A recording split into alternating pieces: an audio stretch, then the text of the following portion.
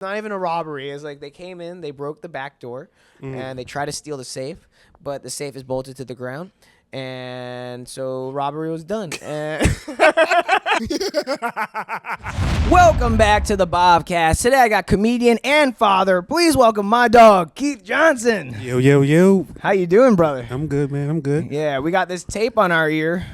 Why do we got that? Why did you bring that, huh? Just trying to stay relevant to what's going on, all the craziness going on. Yeah, man. How do you feel about Trump almost getting assassinated? I don't know. I feel I feel a bunch of ways about it. Yeah, tell me. I feel like as I get older, I'm getting more political. How old are you, first of all? Let me see. What year? This is what, 2024? 37. 37. Okay. Yeah. You know what? I wanted to let you know that your black hasn't cracked. Yeah, it blew up though. It hasn't cracked, but it's stretched. It's stretched. You look very young, so I was like wondering today. I was like, yeah, like you have like a family, a wife. You're a full grown man. Yeah, man. And yeah. I was like, man, how old is Keith? Because he looks so young, you know. Man. And like you're vibing, you're bopping around. I'm trying to get back in shape. Once I get back in shape, I'll be good. But it's We'll get there. We'll get there. It's a process. It's tough, man. Yeah. It's So tough. now that you're like 37, you're like fucking politics is getting more serious. I feel like as a 30-year-old, I'm taking politics more serious too. Yeah. I mean, I feel like because when I was younger, it's like you don't give a damn about that stuff. Like Right. it didn't matter. But now, it's like when you're buying groceries, like you're like, damn, like this shit is high. Like you know, like I need to talk to my congressman about this. You know, like it's like all these atmospheric things that you didn't care about when you were younger now are like important. And then you think about that too with your kids too. It's like, damn, like, you know, because me and my wife talk about it all the time, like we need to start buying property for the kids. Oh, because yeah. by the time they get old enough to get homes, they might not be able to afford a house. Mm-hmm. Talking like $1-2 million, you know, for like a shit shack. You know? So it's like politics is definitely something, you know. I do want to get more involved as I get older because I do want to, you know, I do feel an obligation. In like local community, or just watching the news. I don't know. Yeah, right. I don't know. Like, I don't know. Yeah. That's actually a very good question. I don't know because Do you go to like wait, how, like your kids are still like very like they're like well, babies my still, oldest right? is how old is he? 11. 11. So he's in school. Like, do you get involved with any type of his Oh, school all shit? of it, man. Oh, All of it. nice. Yeah, nice. I'm there for everything. I coach his basketball team. Oh, okay, which was nice. pretty fun, man. Yeah, Are they it was good? wild. Like 2 of them were good.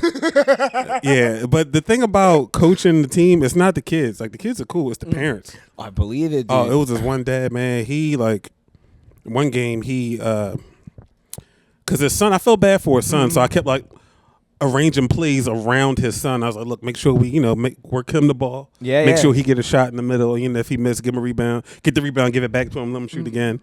And his Oh, you're dad so was just kind. like getting on his ass. What the fuck are you doing? Oh, can I cuss? I can cuss, right? Yeah, of course, okay. of course. He's like, Yeah. what the fuck are you doing? He's like, get the fucking rebound. I'm like, yo, bro, you got to chill. And then the thing, it's so weird because his dad must have been crazy. I don't know, because he'd be like that, then sexy, hey, how you doing, Keith? You all right? You good? Like this real nice guy, then like cussing his son out. Yeah. What the fuck are you doing? I didn't fucking teach you to do that. I'm like, dude, like relax. Like he, you know, I think he wants to be like an accountant or something when he grows up. Like he doesn't care about sports. Yeah, that's like, it's like I always feel sad if like someone's like parent is like living through their child like virtuously, and if it's like a sport, like something like that's like A or B, like I can do it or I can't do it. You know what I mean? To be great at something like football or anything, it's like kind of like you can work hard, but if you're not like 6'3" and have like, you know, all that, first of all, you know what I mean? So it's like it's kind of hard. Yeah. Well, in their defense, it happens easily. It happens very easily because I had to pull back a little bit because my son, he could be really good. Yeah. But he don't want to practice. He don't want to train. He think he can watch YouTube and go do like, you know, do what they do. And ironically, like 1 out of 3 times he'll try some shit on YouTube and he'll like do it. Yeah. Because one time I was telling him, I was like, yo, man, you should work on like a fadeaway like Jordan or Kobe. And he was like, all right. And he watched like a couple videos. Then one day he was on a fast break during the game, stopped it. I was like, what the hell are you doing? Turn around, fade away. It was good. I was like, okay, all right. But he just don't run, you know. It's you know. He doesn't know about practice. Yeah. Does he know about Allen Iverson? Yeah. Well, Allen Iverson was my favorite player growing Yeah, up, me man. too. I didn't grow up watching much sports because my parents were like, "We need to make a doctor." But AI was like a phenomenon. What he was like changing the game by culture and play. Yeah. So it's like He don't get the credit he deserves, man. He really don't. he made an impact on like a bunch of foreign Indian people. You know what I mean? He made an impact on the world. Yeah, facts. And like he just doesn't get his credit for what he did for the Sixers, for the whole game of basketball, for the culture, for black and brown people. Like, it's just like because he was so committed to himself, and he was like, "Look, I'm not changing." Yeah. And he paid the price for it. Of course. But like he don't get the credit for it, man. But oh man, he changed the world back then. Yeah. I mean my hair don't cool. grow that much. Like this is the max, but everybody had braids growing up. Everybody. And I was trying my best to get them, I used to wear the sleeves, Allen Iverson sleeves, everybody, I still want to get tatted like Iverson, Yeah, man. But not like just the full body. You do whatever you want to do, but it's just the amount of ink that you have on you. Yeah, I'm done with tattoos, man. Oh, you I'm are? done, Hey, I yeah. see one right here. How many do you have? I got some on my chest, man. It's back when I thought I was a thug. I got them all on my chest and stuff like that. But the problem with tattoos is that you got to spend money on them. You can't be cheap with it. And I was definitely cheap with it. See, that's why I'm like waiting to get them still. I was like, I don't have the disposable income for a tattoo. Yeah. You need to throw some cash at it. Yeah. What's on your chest, bro? Tell me. This is Fearless. Yeah. How old are you again? You 30? Yeah. So you probably don't remember the tattoo party days, do you? No. Also check this out, dude. My parents are immigrants, right? And they didn't I wasn't even allowed to go to a sleepover growing up. So there was no way go to a tattoo party. Yeah. That's a really naughty type of party, dude. Yeah, man. Well, see, I had my own place since I was like 16. Oh, okay. Yeah, I moved out when I was 16. Oh, you hard, dude. And we had a tattoo party. It's crazy. It was crazy because I knew the tattoo artist. I was cool with her aunt, and I was, she just came in town. She was looking for, a spot. I was like, well, I'm having a party, so I'll just tell her to come, show her stuff and give people some discounts. So she came. The party was wild. The party was out of control. That's what the problem was. Yeah. She got fucked up. And I went first, so my tattoo was good. But after me, she was putting people, the words were backwards on people's necks. Like, people were mad as shit at me. Like, yo, keep looking, man, she fucked me up. I'm like, hey, I ain't got nothing to do with that, But, no one had hepatitis C or anything like that, so I guess they good. But yeah, it was wild, man. My man, he still to this day he still fucks with me because she spelled. He got was it warrior or something? He got something on his chest right here, but it's backwards. Like you can't even read it. He got to look in the mirror to see, Oh, yeah, because she was so fucking high. Like she was high as shit. Dude. What doing tattoos? What inspired this? Okay, when I throw a banger, I love to throw parties and all that. But okay, I know it's cool. It's a cool thing. But what inspired it? What in your head was I need to throw a tattoo party, or were you trying to get with this tattoo artist? Oh no, not at all. What Yeah, she inspired didn't look good at all. I just we always had parties. We had parties for everything back then. But what other kind of parties do you have? It was weird. Growing up, man, my house, it was limited. At the least, it was 10 people in the house at one time. Where'd you grow up? I grew up in West Philly. No, actually, not too far from here, over the bridge. Oh, hell yeah. Okay, nice. Yeah, and our house was the party house, man. It always was, And we used to, I used to go to work in the morning. I had to step over people, And there's people to this day, I still don't know their names, but I'll see them on Instagram. Oh, you slept at my house for a week, oh yeah, you were at my house for a couple days. It's like a frat man. Yeah. Kind of like a frat, but no one was going to college. Everybody was. Yeah, we were just doing shit. Oh, dude, that's a funny show. You know what I mean? Yeah, it was wild, man. Do you you should write a show, dude. I got a couple written. My problem is I'm extremely creative. I'm extremely productive. I'm very determined, but I get consumed with helping other people, family, making sure everybody else straight. I need to work on selflessness, at least temporarily. Temporary selflessness. No, dude, I get that. Sometimes, when we had the Dairy Queen, you know what I mean? We had Dairy Queen for 16 years. That was my family business. It was there was a lot of times where I had to not go do shit with people because I had to work at the Dairy. You had to work there. Yeah, and it's especially in the winter time, there was when I first started doing comedy, I couldn't really do any weekend shows because I had to be at DQ. And it was like kind of, I knew once the DQ's gone, I can do weekend shows. It didn't really stress me out too much because this is like a forever game. You know what I mean? So I totally get that. You got to get that shit. And plus you had money rolling in too, so that's nice. Yeah. Well, I mean, they just, the money is for them. Like, I don't really go there to get paid. You know what I mean? It's just like, it all comes back in ways. Like, you know, I went to college. I'm an engineer. You know, that's all Dairy Queen money. So it's all circular. That's good, man. This is Dairy Queen money. This is from the fucking queen. Yeah, man. So, you know, anything I do is because of that. So, I know you got to take care of that shit, you know? So Yeah, definitely, man. And then your shit will get better. Your creativity will get better because you'll be less stressed. Yeah, definitely. And that's why, like, because I used to be like, you know, try to get booked here, booked there, but it's like, no, like, I got to be available for my family. Yeah. And I hate to be the dude to cancel on people and stuff like that. So it's a fine line. But like you say, like, you do have to make that time for yourself. Of course. Because the time will pass. And you know, and that's scary when the time passes. You're like, oh, shit, like, damn, like, I was popping at one point, and now it's kind of like, oh, you know. Yeah. So it's, you know. Now you're still popping, dude. You have a consistent show going. Yeah, man. Yeah, I mean, I used to be a lot more popping, but now you have kids, you know. Kids, the wife, family. You know, I'm kind of like the lead of my family now, so that's a tough one. That's the leader of the pack. Yeah, you know, yeah, and not just immediate family. I'm leader like of the whole, you know. So it's kind of like I'm sitting in front of a real man right here. Yeah, dude, man. that's like, you know, like that's our. Do you make any online content?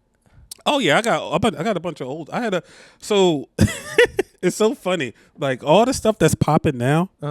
I was like me and my team. We were doing this shit 15 years ago. Yeah, I believe it. Yeah, like we had a web series. Me and my buddy, you know, I just came from LA.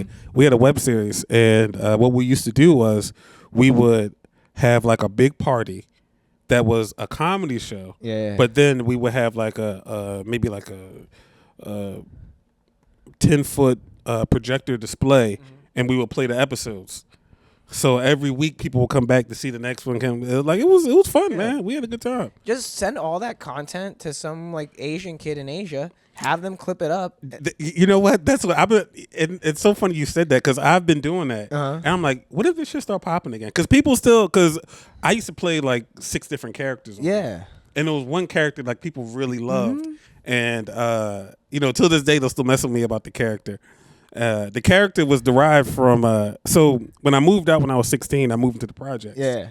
My homie, I'm not gonna say his name, but my homie, his brothers, 2 of his brothers were like real like murderers. Sure. And yeah, they were good dudes. I mean, they were cool dudes, but like they were really into the streets. Yeah, of course. So if you can kill, like you're really cool. Yeah. You know what I mean? So they got locked up at the same time. So my one buddy, like he wasn't into all that, but that's the one I was closest with. Right. He said, "Yo, I need help." You know, so I moved in with him. So I was helping all them out. So it was kind of tough where I was at. So the one guy, the one that was like wanting to kill us, he looked like me. Oh. So I got into a little problem. Oh damn, dropped my gum. Not bad. No, that's cool. Just put it on the table. So I got into a little situation around there. So I act like I was him. I was like, yeah, motherfucker, I'm killer. You know, they say, oh, my bad. Oh, I know you were killer, you know. And that's where the character came from. The character name was Killer. Oh, okay. So it was just like, it was just funny, man. It was funny. Yeah, you got to get all that shit wrapped up in like a... And packaging, yeah. Not even packaging, just like, because the thing is like, look, I have... Like we're recording this right now, right? So I used to do as many clips out of an episode as I could. So if I can get 20, I would make 20 clips. But then it became overkill, right? So I have like 100 clips still of the Bobcast from the first 40 episodes. But I'm like working on new, trying to diversify. But if you have all this content made and like it's never been like published in this style of marketing, like that is like vertical and all that. It's new. Music. Yeah, dude. It's like It's funny you say that, man, because I was literally just looking at some. You want to see some of it? Yeah. It's like thousands of clips probably that you have probably at your disposal. It's literally maybe about 50 hours worth of content because each episode was like an hour that we did. Just send it. Be like clip everything. Yeah, man. And just start a page for it, and then hire just another Asian kid to post it. These Asian kids, man, they're just at our disposal, huh? Yeah. Who's beeping here? What is that? My watch. What are you beeping for? Is it birth control time? No, actually, this watch, It's completely for aesthetics. The shit don't work. It works when it want to work. Is it a Casio? Yeah, but I love that. But the battery's dead. Well, excuse me, the battery is like off and on, like it's dying. So I'll set it, it'll die, then it's the wrong time. So I don't even give a damn anymore. So it just alarms every now and then. Yo, wait, hold on. We got on topic of tattoos. What is that tattoo? Oh, so this is a Scorpio. Scorpion. Yeah. Are you a Scorpio? Yeah, I'm a Scorpio. Yeah, my dog. Yeah, I'm a Scorpio, man. Yeah. Yeah, man. You know what's fun about that? I realized that. Okay, what is the stigma with Scorpios? What, like we're like sex machines or something like that? Oh, well, okay, that's I guess. But I feel like we have a bad stigma. Like people think we're like mean or something. You know what I mean? They say that like every time a girl hears Scorpio, they always have this reaction like, ugh. Have you felt that maybe in your life? Or I always heard the like really like promiscuous and like like that's a stereotype I heard. I never heard the mean one. Yeah, I mean maybe like it's not mean, but like really can be defensive. Oh, like real stern. Stern. Maybe. Okay, Yeah, I get that. Yeah. But yo, check this out. Okay, ready? I was like, it's not our fault. Like if you're born November 14th, right? Scorpio, easy. But 9 months ago is February 14th, Valentine's Day. How many people are just fucking on Valentine's Day? Damn, I didn't even think about that. Yeah, dude. Well, I kind of learned like that's how like your matches work sometimes. They have all this hoopla, but like a lot of it's like when you were born and when your parents were fucking. Yeah. Yeah. Okay, that makes sense. I always ask people like, when were you born? November 2nd. November 2nd. So if you go 9 months back, okay, so maybe your parents were getting on for Valentine's Day, but like, is there any other thing like your mom's birthday, your dad's birthday, No, I think they were just horny, man. Yeah. The pressure. Yeah. It's like societal pressure to have sex, and then a lot of mistakes are made. Yeah, man. And then we're all born in the cold. Damn, that's funny you said that. I never even thought about that. But yeah, they probably were. Yeah. Or pre-Valentine's Day. You know. Yeah, like I'm not gonna see you next weekend because of this work trip. Yeah, right. Let's get together tonight. Let's get busy. Yeah. And then here's Keith. Here I come. I'm a twin. Oh, yeah, so twice the mistake. Yeah. I got a twin sister. Fraternal. Yeah. Yeah. How does that work for you? Is it fun or is it not good? It's nothing special. Nothing special. It's just like another sibling. But we definitely have like the twin powers. Like it's weird. Hell yeah. Because like we won't see each other for like a couple days or a couple weeks, and I'll see her, and we'll just like randomly like have the same outfit on. Is she your best friend? Nah. Oh, okay. Nah. But family best friend? Like your ride or die in your family. Like my sister and I are really cool. She I love my sister, and we spend a lot of time. She has a mental disability, so it's like Is it just being a woman?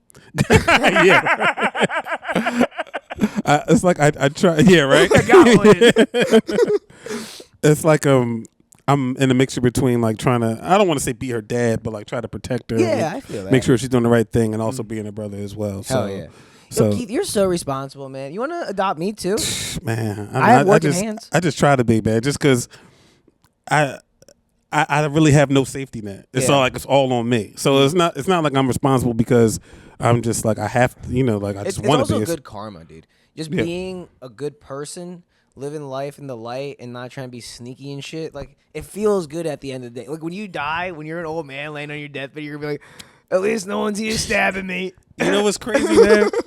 I went my whole life like being solid, and I've I never wanted anything in return, never, And one of my boys, like probably 30 years we've been boys. I met him when we were young, and he just randomly he was like, Keith, like, you're one of the most solid people I know.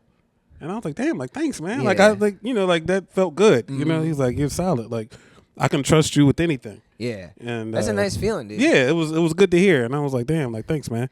When it comes from another man, you know what I mean? And he has to borrow $20. No, I get that. I feel like I have like one really good friend from my childhood, two actually, right? And I feel like that, like, we don't have to see each other forever, and then we show up, just hang out for like an hour and a half, and it's like so immaculate. Yeah, they make me giggle till I cry. And I'm like, they're making fun of me. That's it. We it's like a crew of like 12 of us. And we all grew up together, and we all really tight. We all had each other's back, and we used to tear each other up, man. Like that's half where the comedy came from. Yeah, because I'm the smallest one. Like all my boys are like 6 feet and up. Yeah. So like, you know, I'm just like, you know, I'm always the butt of the joke, and they trying to, you know. But it's nice because, you know, I always try to align myself with taller brothers as well. Because when shit hits the fan, you'll be like, you can be yapping, but you got all these dogs. And they're like, oh, no one touches Bhav or no one touches Keith like that. You know, that he's our bitch. And you're like, damn right, boys. Yeah, man, I didn't realize I was short till years later. I'm like, what? Like, damn, you know? Yeah. And like when you're like, you know, in your fitter days, you're probably a little bit lighter too. And Oh, man, I was solid muscle back in the day, man. Oh, you were just a meat? I used to work out every day. Yeah, I was squatting every day. I was, you know. What's like your midweight? Like, what are you right now? Like, I'm like 230 right now. yeah, see, I try to break 200 once in my life. Like, so right now I'm like a $150. I'm like, You only $150? Yeah. Oh, I'm wow, like, okay. Yeah, I'm like real like lean right now. And if I get to like maybe 145, I'll probably be like in that single digit % body fat. You know, so I kind of want to just get a thirst trap in there, but I try to get to 200, and I was real like thick and like a lot of muscle. I had like a real gym membership, not this apartment bullshit. Yeah. You know what I mean? Like, but I started to become like too heavy. Like life was heavy. You know, I was moving. I mean, I moved slow already, but I was like really moving slow. You know, and I was like, oh. Yeah, that'll happen when that weight comes on, man. So it's like I feel like there has to be like now that we're growing old, it's like you have to find that middle weight that's like healthy, manageable, and you feel good. And you know what I mean? That's I definitely want to stay. Since I'm shorter, I want to stay in the 200 club, but I want to get down to like 205. Because that was like my sexy weight. Like I had a 6-pack back then. Oh, you know what I mean? okay. So yeah, I want to get back to like And what are you right now? You said 230? Like 229, 230. 229. Yeah. So what is that? But like that's complete like neglect. You know, like that's like, you know, like. Well, you put on that daddy weight, brother. Yeah, it definitely was daddy weight. Because my first son I gained like 25, and then my second one I gained like 15. So yeah, You know, it's daddy science why that happens. Because in the wild, you have a child, right? And you need to make sure that child eats. So sometimes you might neglect a meal or two. So your body is like, we're going to fatten this fucker up. It's a response in case of like real wildlife situations. Or you just stressing the fuck out. And you just, No, but that's you just also, you know, eat a whole pack of cookies every night, you know? Oh, Yeah. is that your munch? I'm a sweet tooth dude. So I don't eat like big meals, but I'll eat like candy, and I really don't have a sense of smell or a sense of taste. So like sweets is like the thing, you know. You know you're talking to the Dairy Prince here. Let's talk a little sweets here. When you say cookies, wait, first of all, when you sit down and eat a rack of cookies, is it the whole rack? Nah, maybe. Can it be like in your if you're high or something back in your youth? You know? It could be. Oh, it definitely could Yeah, be. yeah, It could be a whole rack. And like definitely like a whole row, not the whole bag, but like a whole row. Would you do a whole like a whole container though? No, I couldn't do a whole container. Oh, pussy. Okay. Yeah, yeah, I couldn't do a whole container. No, you Yeah. could. You're just being because the thing is you worked out. The appetite can do it. You know what I mean? And you probably smoked weed in your youth a little bit. Yeah, I might have been able to do it then. Yeah, I don't know. So what is your cookie of choice for munch? Definitely Oreos, 100% Oreos. Any type of special Oreo? No, just the basic. And then when they tried to do the double stuff, that kind of threw me off. I was like, yo, like y'all had the perfect recipe. Like, don't try to mix this shit up. Have you tried any new Oreos that have come out? The vanilla ones. Yeah, like I'm not fancy. Like I just do pretty much what's available. Pretty much what I don't have to pay for. Whatever's like Fair enough. But you know, like sometimes you might be feeling fancy, like the Pop Rock Oreos. Oh no, they're fun. They're fun. Keith, don't. Oreos is fancy to me. Like I'm usually dollar store cookies. So, but they don't have any other type of dollar store cookies, like maybe like strawberry ones or like vanilla. My grandma used to get those strawberry ones. Yeah. You talking about the little strawberry in the middle?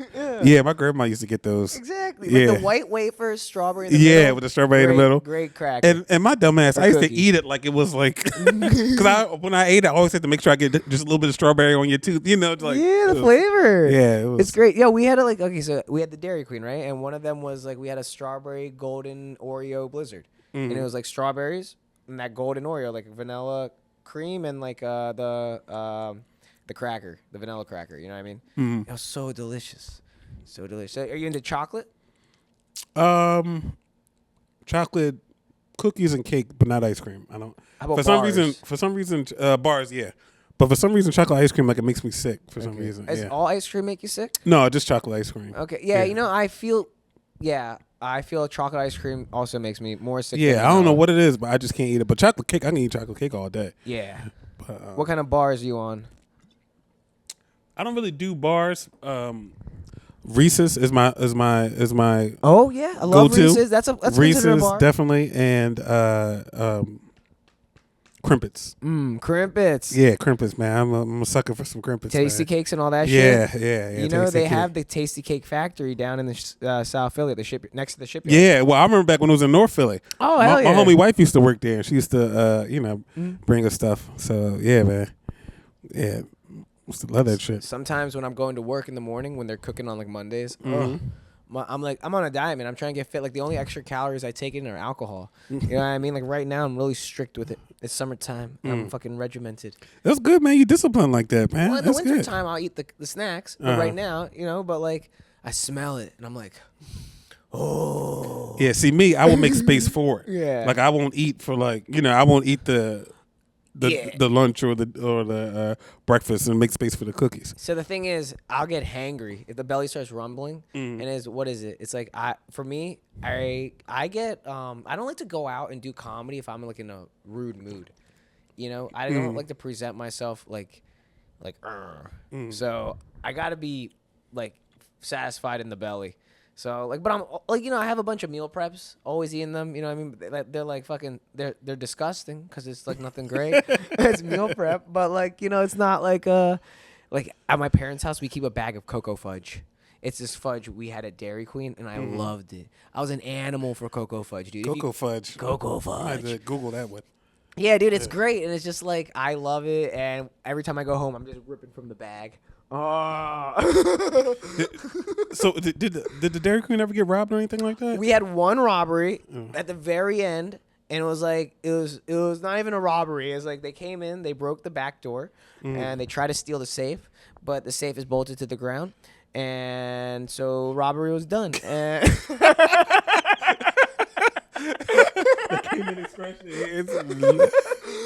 they took a water bottle or two, you know what I mean?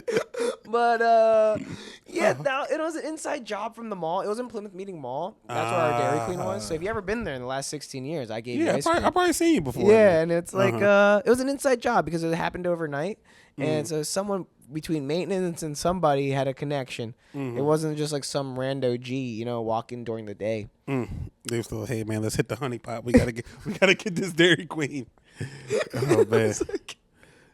And now I could say it. After that, like we didn't really even hide the cash in the register. We hit it like very like under the desk, like in the back corner, like you know what I mean. If you're gonna rob anybody, guys, check the safe last sometimes. If you're gonna rob anyone, do your homework. Don't just I was in this one robbery. Well, I was in a couple robberies. I used to work at McDonald's, right? Okay. Oh, dude, this is so fun. You were getting robbed, and it was all inside jobs, all inside jobs. The first time, because like I said, I moved out when I was 16, so I was working a full-time job in high school. You had to pay rent. Yeah, so I was working from like 5 p.m. to like 1 a.m. And I wasn't supposed to because it was, against the law. But my friend, she was the manager, and she knew my situation, so she kind of let me work. Yeah. And I was getting off. It was like maybe like 12:30. I was getting ready to get off, and this dude just came in. He said, "Hey man, get up." And I'm like, "What?" He said, "Get up. You know what this is?" I'm like, "Yo, what the hell are you talking about, dude?" Then he pulls out this big ass shotgun, and I was like, "Okay, I see what's happening here." So he took us all to the freezer, and he threw us in the freezer. So I'm in there like cracking jokes and shit, like because I'm thinking because I play around like that. Like I came in there one time with a ski mask, like hey everybody, like scaring everybody. So like I thought it was a joke. So I'm like I'm laughing, I'm just giggling and stuff like that. And my manager, she crying, she's like, oh God, he gonna kill us, I don't know what's happening. So I started to get scared, like damn, this motherfucker is gonna kill us. So they left us in there for like 3 hours. Then the cops finally came and let us out, and that shit was crazy. Can I ask something? Yeah. Was there no safe lock on the freezer? See, we had a walk-in freezer at our Dairy Queen, and there's a little. Yeah, well, we were scared because they didn't have a mask on. So usually when you get robbed, they don't have masks. They're going to kill you. Yeah. So we thought they were going to come back. So like we were like all hiding in the corner. It'd probably be bad to go out there. Yeah, it's bad to try to go out because he's like, okay, now I'm just going to kill you now. Yeah. So yeah, we thought he was coming back. Well, I thought he was joking, but then when I saw it getting real, I said, oh, like. So at this situation, why didn't you just be like, here's the cash? It was my manager. Oh. She wanted to fight for the money, and we were trying to tell her, like, look, like, McDonald's don't care about you. Yeah. Like, give them the fucking key, and let them go and do what they got. They beat the shit out of her. She was like 70 years old. You know what? How long has she been working there? Oh, for like 30 years. She felt like it was her Yeah, McDonald's. she felt like it was hers. And I'm like, no, they don't care about you. Like, they'll fire you. They'll fire you for being defiant. Like, you ever see those videos where someone works at like a fucking Subway for 100 years and they're like never missed a day of work and they just give them like a bag of candy? man. Oh. Company loyalty is long gone in my world. Like, I do not give a damn, you know? Yeah. It's just like, because I know how they do. Like, they don't care about you, you know? Yeah, as a corporate man myself, I do loyalty per person. You know what I mean? So Wait, what do you mean? like my boss right now, like I love my boss. He's my age, right? So I don't really like to do wrong because it will affect him. But if I had a boss I didn't like, your loyalty is personal rather than to the actual company yes, itself. Okay. yes, because as an industrial engineer, my job is processes and drawings and shit. So you can do that for any type of company. Now it's just who do I want to just say yes, sir, and to who? You know what I mean? Like, Yeah. This dude, I love sucking his dick. You know what I mean? He's a great dude. So, and I had another boss, Aika, one time at my first job. She was a black woman. I love eating her out. You know what I mean? She was a great woman. But then I got this dude, Ken, and I hated sucking his dick. So then I quit, Keith. Oh, man. Yo, this is really, I should make this a joke, huh? Yeah, that's actually pretty funny. Oh, dude, I'm gonna do it tomorrow. I just loved sucking his dick. Like, it was. Oh. He's a good guy. Yeah, he's a good guy, you know? Yeah. But, yeah, man, I never felt that. Never. Yeah. Well, what kind of, like, it's well, you never worked in a family business like that. Yeah. Well, true. Yeah, you worked in a family business. Yeah, so after, like, my first real job was only at the Dairy Queen. So, like, obviously, there's always been, like, a loyalty to this, like, Dairy Queen. And we have had, like, employees come in, work for us for a little bit, and they treat it like, you know, just like a Dairy Queen job. But when I went out there and then I got disrespected, then I understood, like, okay, to the company I know loyalty, but to this human, so when their boss asked them, like, how are you doing? Like, I'm not affecting what they're doing if I like them. So I can just keep dipping jobs until I find someone I like or respect. Or if they're just paying me a dumb shit amount of money. But now I'm getting old enough where I'm like, money is like a weird factor. But if you had a family, it's different. Yeah. Yeah. Well, yeah, well. Like, I won't really... Go ahead. So I work I work in the stroke unit, so I work with like stroke patients and stuff like that. You know, unfortunately, people, you know, like in the terminal parts of their life and stuff like that. And you know, I'm real conversational. I talk to people and stuff like that. And a lot of times they say, you know, like the moments with their loved ones, like that's what they value. You know, like regardless of how much money they made, this and that, like that's what they value. And I absorbed those lessons, and I plan to never make that mistake. Yeah. So that's kind of like, it's funny we had the broke conversation outside, but that's why like I'm in the position I am. Like I'm strategically broke. Yeah. Like okay, like I wanted to make more time for my family because that's what I wanted to do. Exactly. You know that's what I mean. Like sometimes like if a job offers you a certain amount of money, like you it's like one thing, but then you're like, how much does it make you compromise in other aspects of my life? Yeah, exactly. You know. Yeah. Yeah. So it's definitely something to think about. And you got to adjust your value system. Well, not adjust, but assess your value system. Yes. And see like that. Because, I mean, some people love making a lot of money. You know, like that's their identity, making a bunch of money, and that's what makes them feel good. Yeah. And to me, like, I don't care about, like, money is good, but, like, I don't care about it. Money will come if you do something you love. And, like, you're, like, doing a real job, and you're working on something you love. So when the time comes, it will come. You know what I mean? And the thing is, like, I don't need anything. Yeah. And that's a personal choice. Like, I made it so that I don't need or want anything. Yeah. So it's like, I don't need, like, I got to buy, like, my one homie, like, he's always trying to chase the next thing. Oh, I need to get a new, he got this car, now I got to go get a $70,000 car. You're not materialistic. That's really beautiful. And it's like I don't care about that stuff. Like, I'll drive my damn Camry with 3 hubcaps on it until, you know. Because you have the most expensive thing, a wife. and children. Yeah, That is the man. most like when you're just chilling here in this fit. You know, Yeah. I love it. This is comfy. I love comfy. But you have the most expensive thing at home. You know. Oh yeah, man. Yeah, man. I love it, bro. I love it. Yeah. It always wasn't like that though. You know, it took a lot of work to to get there. That's And, just called being a man and growing old. Yeah. You know what I mean? yeah, Like man. there's a time where you're like fucking I'm fucking what do you call it, like indestructible, and then life starts putting and you're like ooh I miss her oh oh what's this pain in my hip? Oh, You know man. what I mean? Yo, real talk. You want to hear something real? I shouldn't tell you because my mom watches this, but like the other day I was riding my motorcycle and I kind of revved it too much on gravel, and you're really supposed to approach your turn with some brain, Bhav. And I don't wear a helmet because I'm here just living Trying to be life. sexy. I'm trying to be sexy. You know it, brother. You know it, brother. Now someone gets it. Oh yeah, I used to Someone ride. gets it. Someone gets. Oh, you used to ride. What you used to ride, dude? I had a CBR. Oh, okay. So Yeah. a crotch rocket. Yeah, yeah, man. yeah. You dangerous. Yeah, But man. I slipped out a little, and luckily, I put my foot down, and I got a cruiser. It's a little heavy now that I'm 150 pounds. But I was like, brother. I was just wearing my Vans, you know what I mean? Yeah. I was like, you could have just lost an ankle, and It can happen quick, man. And the thing is, I told myself, if you get in an accident, you best die. None of this pussy shit. Broken ankle. No getting hurt. You got to go for it. You got to go for the goal. Oh, Yeah, man. because you don't want to be crippled, and the worst, you don't want to be like mentally hurt. Now that like you're like a ghost of who that great person was. Oh man. Yeah, I like I said, I work in the stroke unit, and I had one of my patients was a guy that from my neighborhood. Yeah. And he got into a real bad bike accident. He was like completely out of it. Uh-huh. We had to put him in a cage, which was wild. Yeah, like Yeah. fucking. It's like a restraint cage, so it's literally a cage. But no jacket.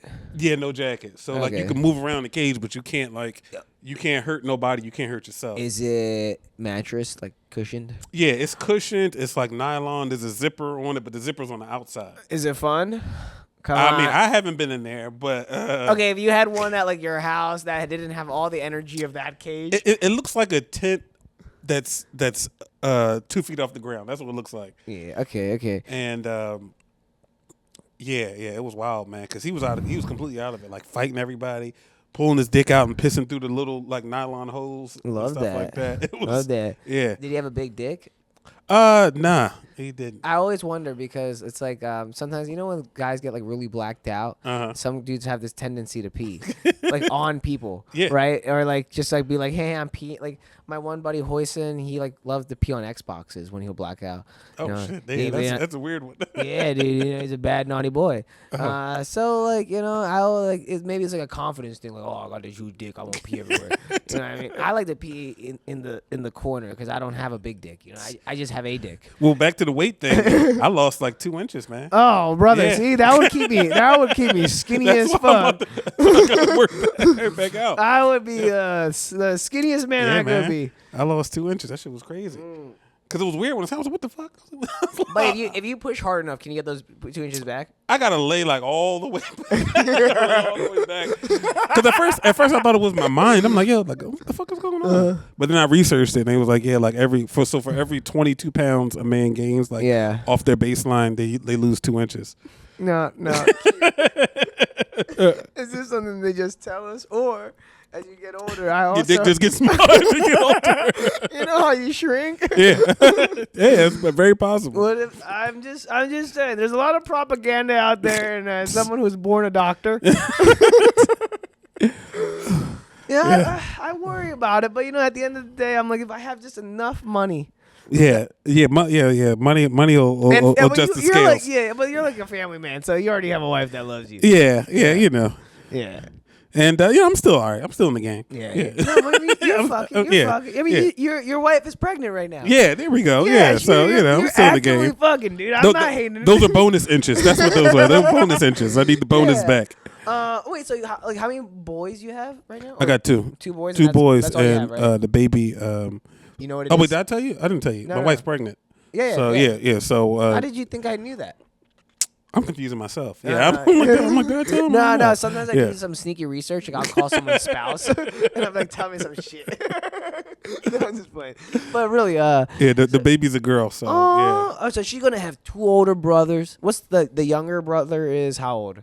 The younger he's about to be 6. 6. Okay, so that's a good age. So 6, and then those 6 years. Yeah, man. 6 and what's the other so, 6? 11. So yeah.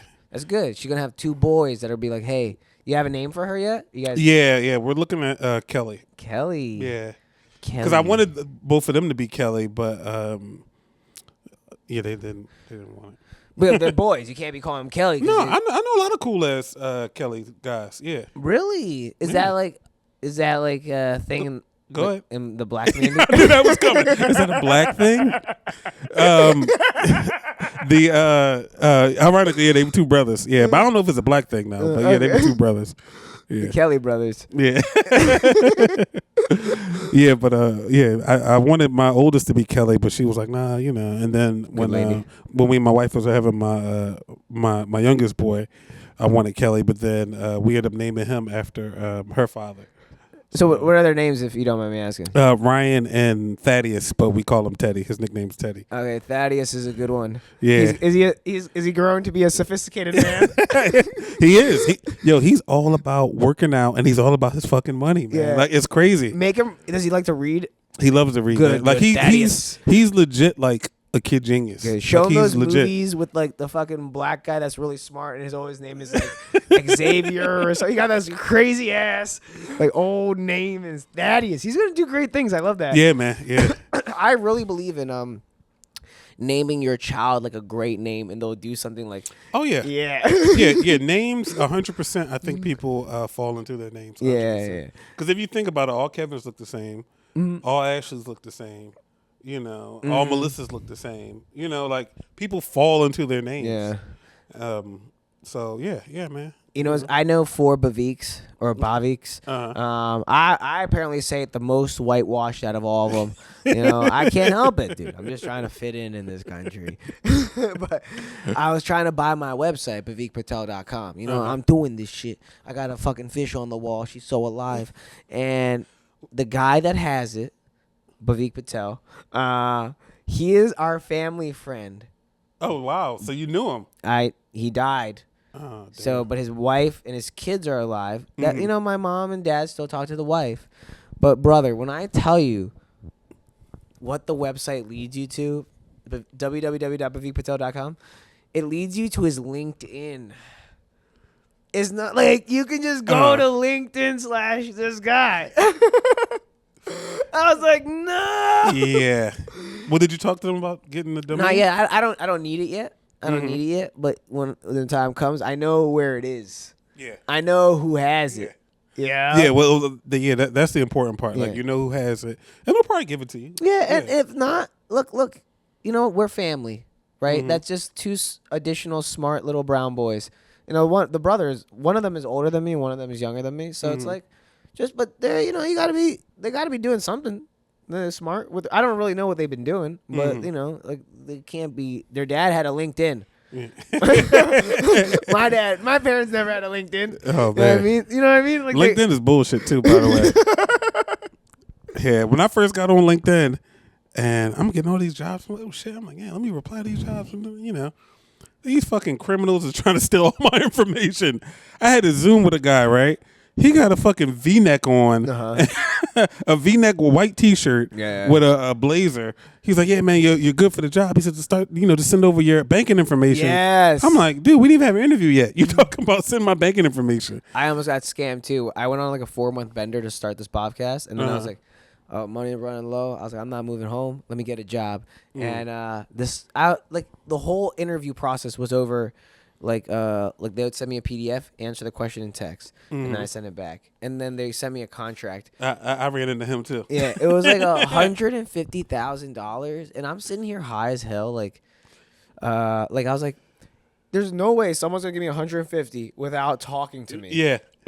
And then I contacted the company through their fucking customer service, And I was like, "Are you guys hiring me?"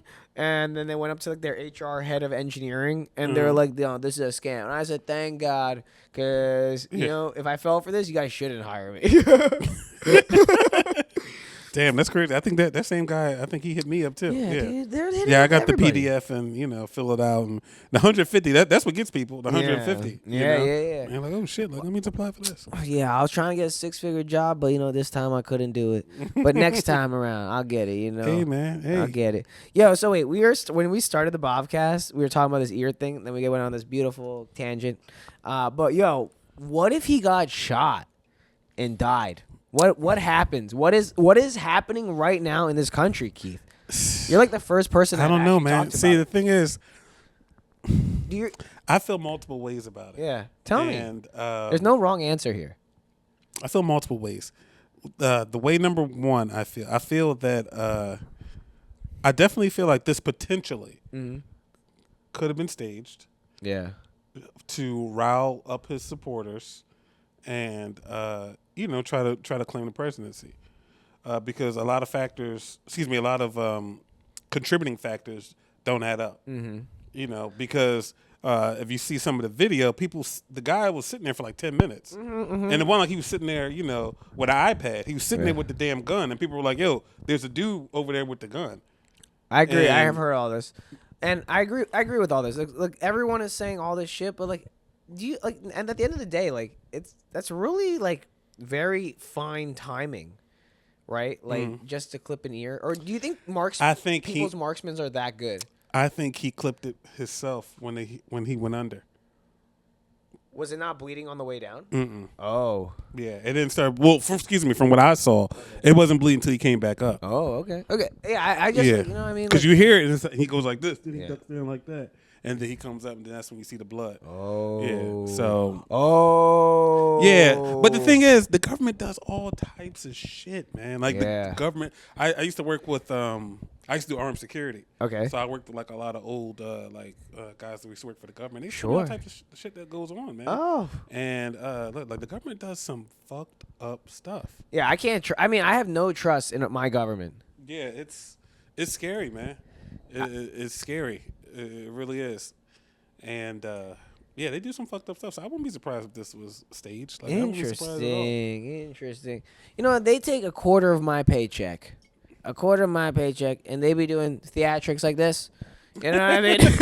Well, another thing about all right, since you're talking about that, another thing with because we talking about being a grown man, and one another grown man thing is the politics and the taxes. Yeah, like it's crazy when you think. Oh, I'm sorry. Yeah, it's crazy when you think about it, man.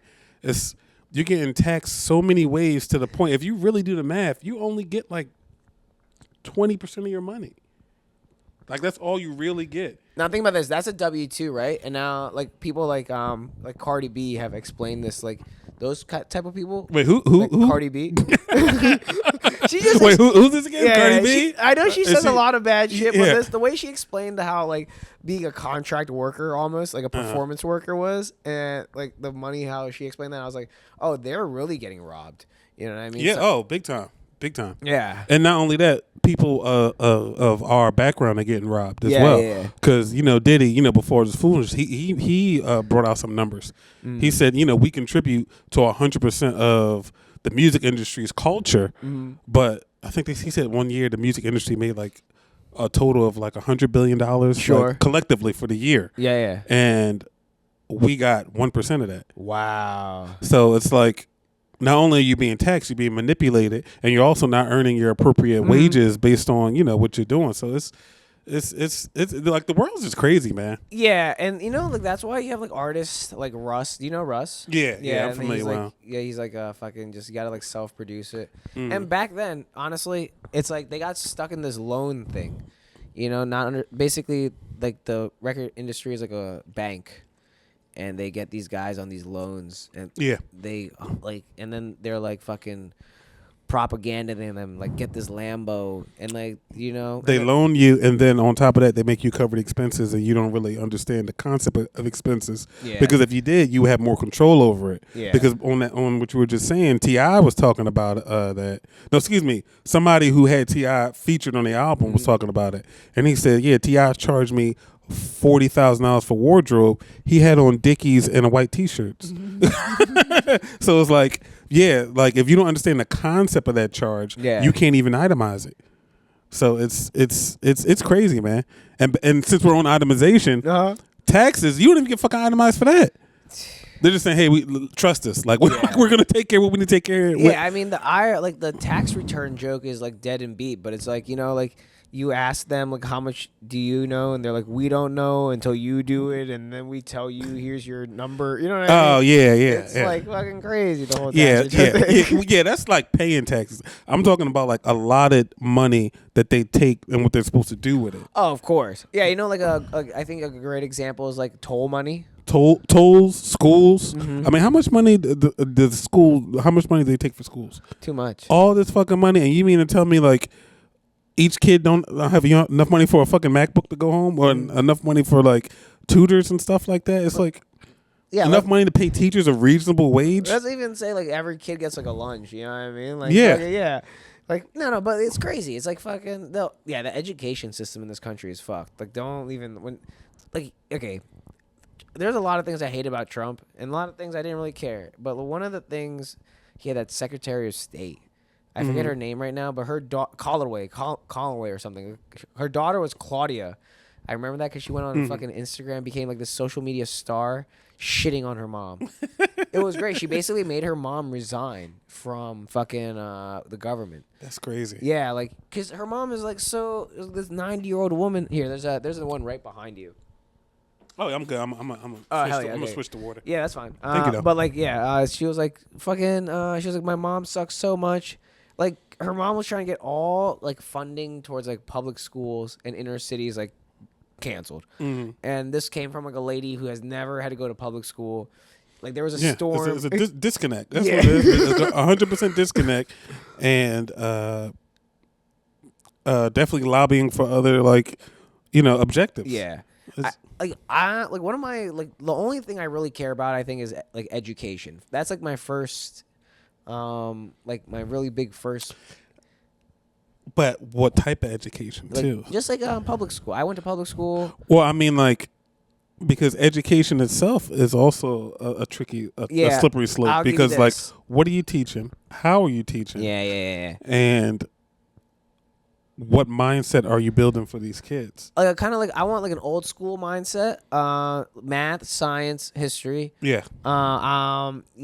Sex ed. You want to get in high school, have someone normal. I want someone cis as fuck teaching that. I don't want someone coming in with dildos, colorful hair. Did you guys had sex ed? Yeah, it was just like maybe in 5th grade they had this thing called like just around the corner. It was like puberty almost. Damn, 5th grade? Yeah, because I think like girls start getting like little titties in 5th grade, right? Maybe, I don't know. But it wasn't like weird. Like all the boys went to one room, all the girls went to another room. Oh, they separate each other. Yeah, just in case somebody got a boner or something. Yeah. And then like I think really until like high school, there was like maybe like another class. Yeah. But I mean, okay, maybe that was okay. I didn't feel like that was weird, but now there's been like a lot of videos out where people are doing a lot of weird shit, and like, nah, we don't need all that. And then it was critical race theory. That's another one. Yeah. I think that also like people who teach these things need to be like tested higher to like a history teacher. You know what I mean? Like they're teaching like important things. So like I think we should be really clear with children about history. You don't like to become an old person and be like, oh, this is what the N-word has meant my whole life. You know what I mean? Like when you hear like white kids tossing around, like you're as a little brown kid, you don't know anything because there might not be a black person there in the suburbs. And then you went to Penn State and then you hear like a black person tell you what really the N-word means. And you're like, whoa. Yeah. Because nowhere in the education system do they say, hey, N-word means this. You know or like what it's like derived from the whole, Yeah. And like you're not Googling it because we're like young kids, like in the 80s, 90s. There's not technology there. Yeah. So like I think you should, in a like PC way, explain what happened as a blanket.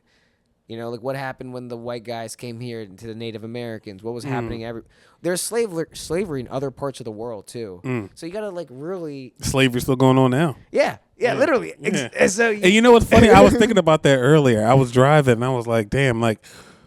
what if like 100? Because I always think about the future. Yeah. I'm like, what if like 200 years from now, 100, 200 years from now, they're reading their history books about slavery, and we just sat there and let it go down.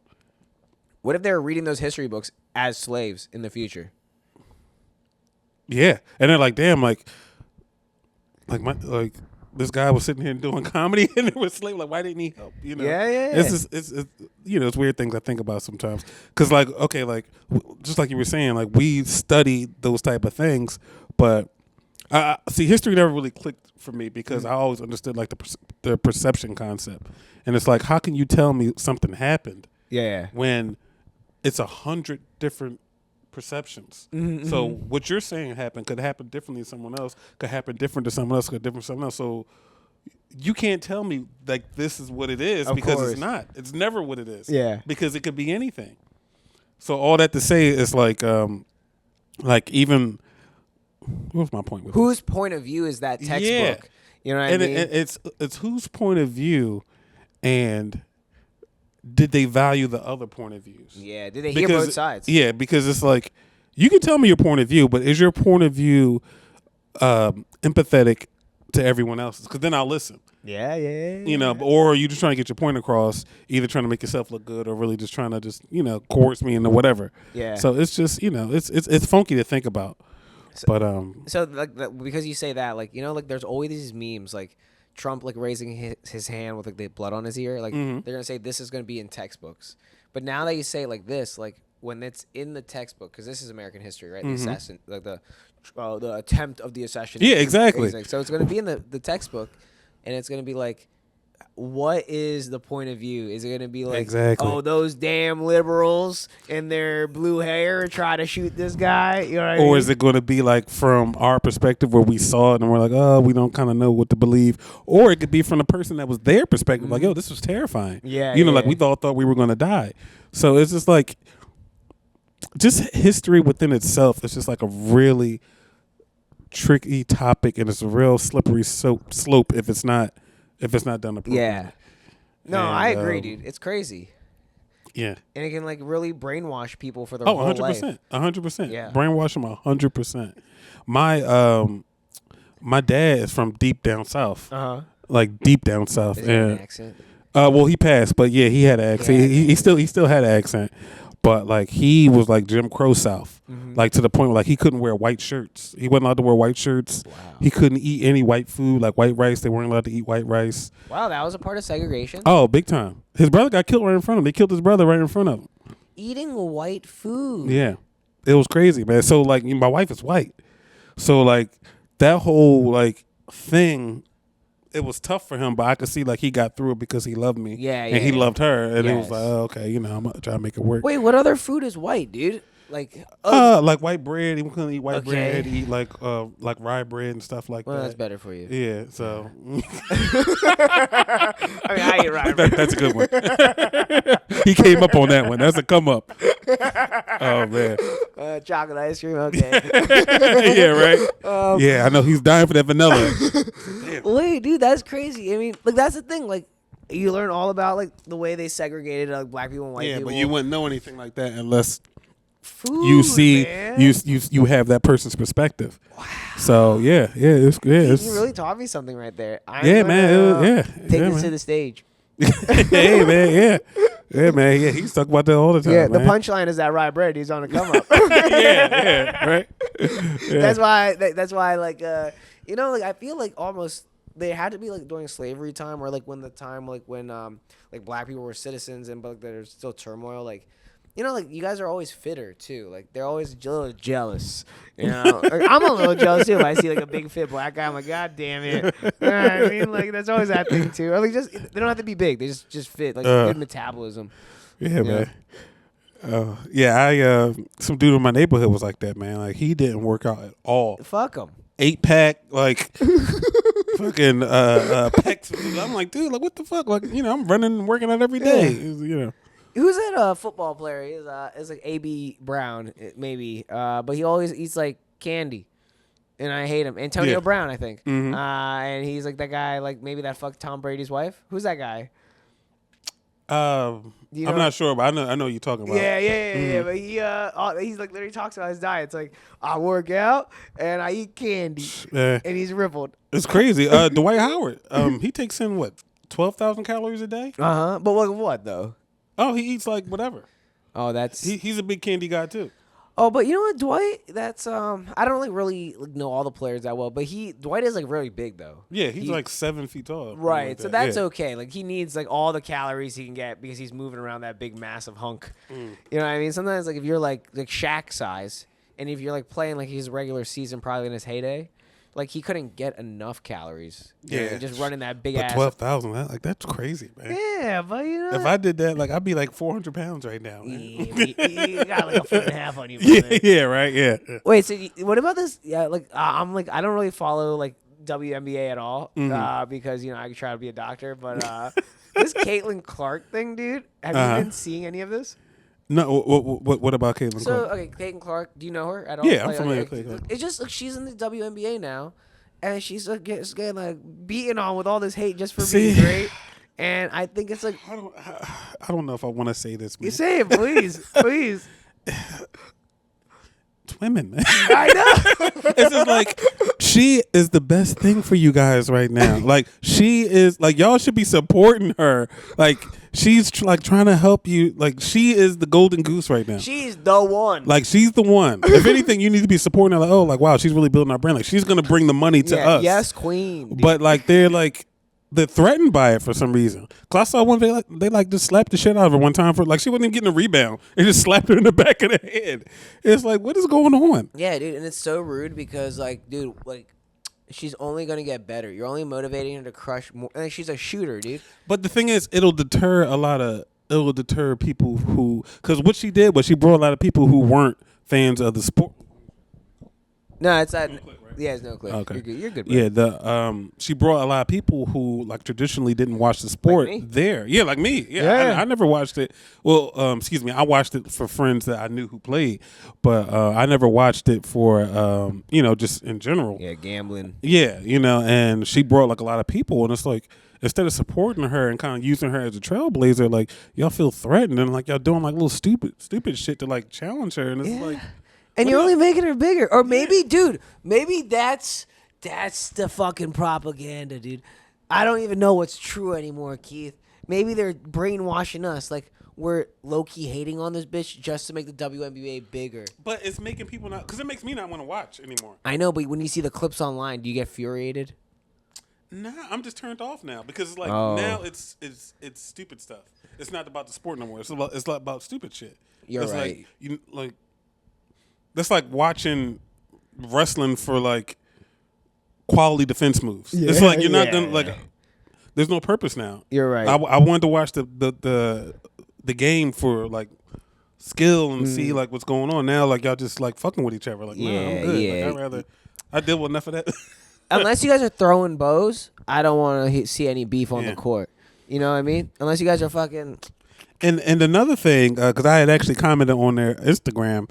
The tunnel walk, and I was like, you're missing out on a lot of like that's a big money market right there. Yeah. Like they should be feeding them clothes. Companies should be like, look, wear this, wear this for the tunnel walk, wear this, wear that.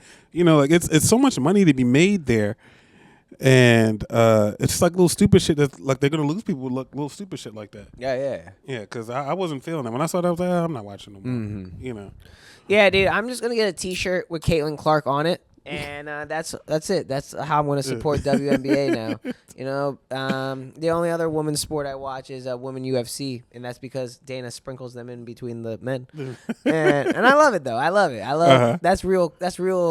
That's real good. That's just two women beating each other up. You box, don't you? You box? I did. I used to do karate in my youth. I became a black belt, and then I started snowboarding. And I was like, "What was all this fighting about?" Let's make love and shred. So you're a dangerous man, black belt. Yeah. I mean, in my youth, now my hip flexors are broken. But I have all this muscle now. So the thing is, if I connect one, if there's one like, I try at all costs to be peaceful. There's no reason to be fighting in your 30s. Yeah, you got to go to work tomorrow. You got to go to work. Your body's gonna ache for the next year. But the problem is, if shit hits the fan, I'm probably gonna like my move is to probably get behind you and try to get on. If you're a big dude, like how well are you good at touching behind your head? Pretty good. Okay, oh wow, you are pretty good. Okay, so then someone like you, I'm just gonna get behind you and put you in a sleeper and try to just jerk your back. Yeah. You know what I mean? But like that's the thing. Like I just had this one strategy, but if you clock me before, like my biggest fear is like throwing a fist at someone's face and it breaks my hand. When's the last time you been in a fight? Just in college, and just like, and the thing is, like, some I won, some I lost. Like there was a plentiful fights, and like, since we were in frats, it was like sometimes multiple on multiple. So like you're like fighting this one guy, someone else socks you. Now you're like grabbing. And I was like, and you guys are all like wild up on drugs and alcohol. So it just all happens so fast, Oh, man. So, but that's the thing. Like I don't want to be in anything violent, Like that's like it's not worth it anymore. Yeah, it's not. It gets you so worked up, and the energy is so crazy. Well, not only that, your life can change in the moment. I was talking to this guy the other day. I forgot where we were. I think we were at the bar. I was just talking to some dude, and he was telling me how his buddy got life in prison because he was at this dude was like I think he was an engineer as well. Mm-hmm.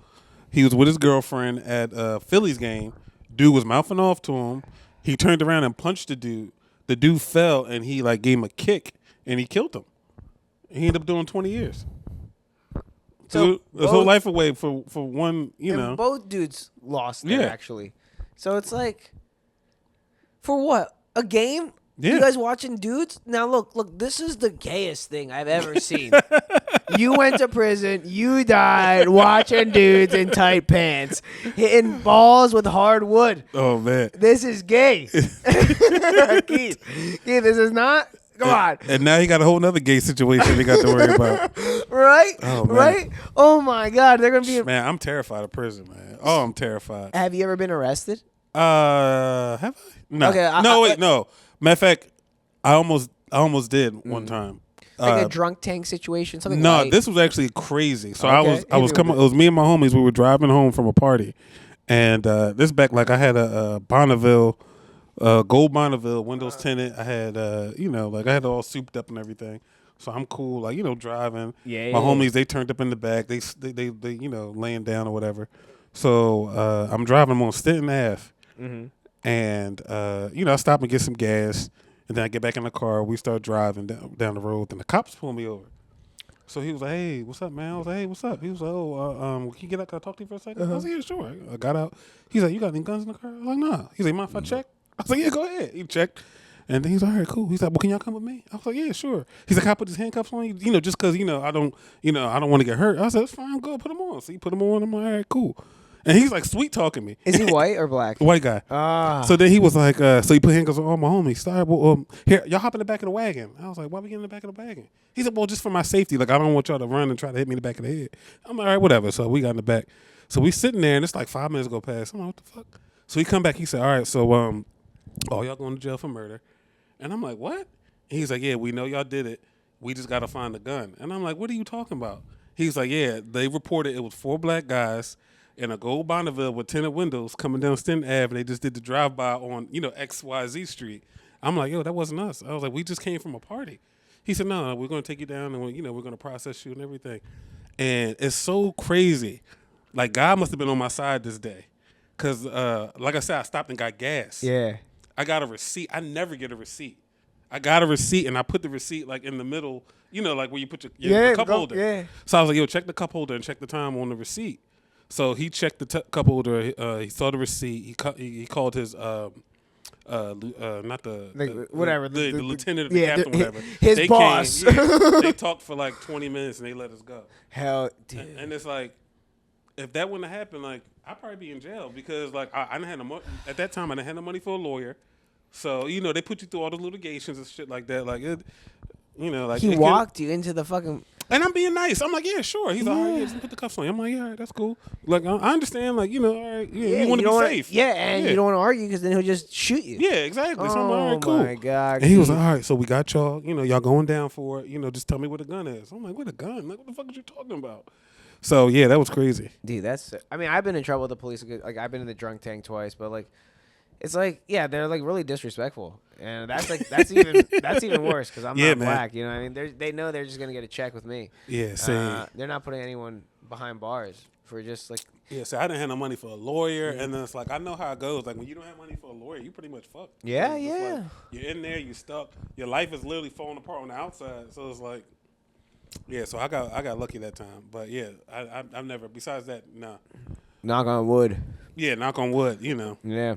You know, it's like crazy. Like, I got like a weed charge, right? Mm-hmm. And it was like when I was a child, me and my buddy Jackson were working at Dairy Queen. Then we left. We're just smoking this bowl in this parking lot. All these cops rolled up on us. They took us to the little tank. His sister picks us up, right? And then like we go home. Like I just tell my mom, oh, I went to Grayson's house. We were watching the movie, blah blah blah. Because I had all the cash from the Dairy Queen, but luckily I had all the receipts, so like they couldn't do anything about it. Mm-hmm. And eventually, like 2 weeks later, like the fucking like the police report comes home, and you had to go to court. Yeah, well, I closed up shop that night with Jackson as well, and I go home, and my mom and dad are just sitting on the couch, like, oh, what happened this night? And I was like, ooh. Damn. But then so I get a lawyer eventually. Like it was like $1,000. Yeah, I was gonna say how much was the lawyer? Yeah, just 1,000.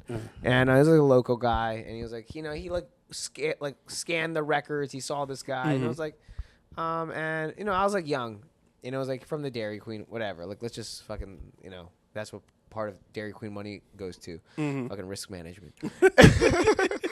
But we get this lawyer like literally like a week and a half before the court date, and then he tells like Jackson's lawyer, the cop tells Jackson's lawyer, oh, I was gonna drop, and Jackson's white, I was gonna drop it if your other friend didn't get a lawyer.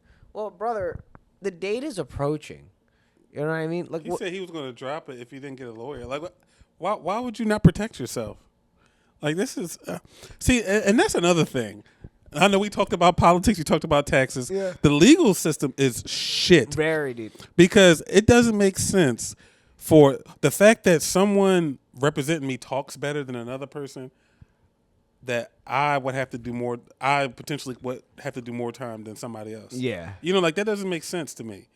You know, like I knew dudes who, like some dude in my neighborhood he killed somebody. He did like 8 years. And he was home, you know. Another dude in my neighborhood killed somebody. He doing life. So it's just like, is it the person that they killed? Like, why is it? Or is it the lawyer that did a better case? Exactly. And it's like, why? Like, how is that possible? Yeah, that's very interesting. Yeah. It's just like words in a certain manner from a certain person can dictate your life. Yeah. And your freedom. That's called street cred, brother. Yeah. And it's so weird because I had to get a lawyer one time. It was like, because I was trying to get like custody of my son or whatever. Yeah. And they all know each other. Like, it's all inside. The lawyers know each other. The judges know each other. Like, it's all a game. They all jerk each other off. The fucking judge. Dude, yo, real talk. You want to hear the fucking lamest shit? Cut back in.